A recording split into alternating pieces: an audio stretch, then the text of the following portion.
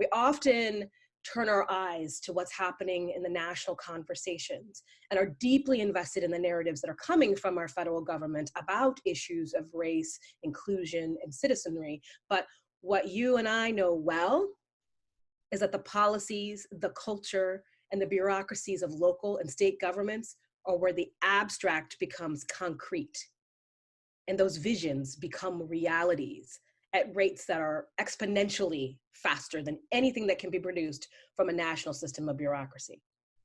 So I can't really speak of this dynamic without naming the cyclical moment that we're in that holds rampant racism, xenophobia, bigotry, anti-Semitism, homophobia, transphobia, anti-immigrant, Islamophobic, anti-parvidly, and markedly ableist moments of political and physical violence that we are immersed in. So what happens in the halls of your state capitals, your school board meetings, and your city councils is but a reflection of the values of our nation and the implementation of an agenda that seeks to maintain power and control over its people by any means necessary. So I see my place in this space is built on the historical foundations laid before me.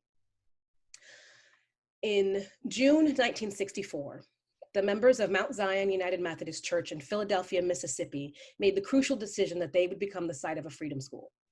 And I don't have to share this history, but I will because it's important to speak it, recognizing that freedom schools were central hubs of learning designed to activate local youth in the resistance movement for racial and civil rights through exceptional education and in training and protest strategies.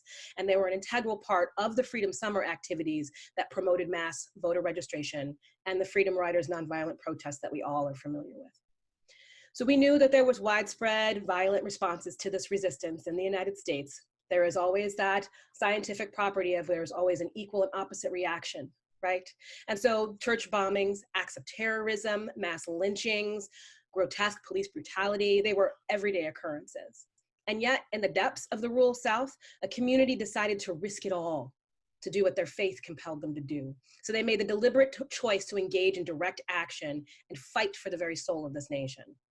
In this small church at the end of a dirt road, attended by African Americans who were prepared to stand up and be counted,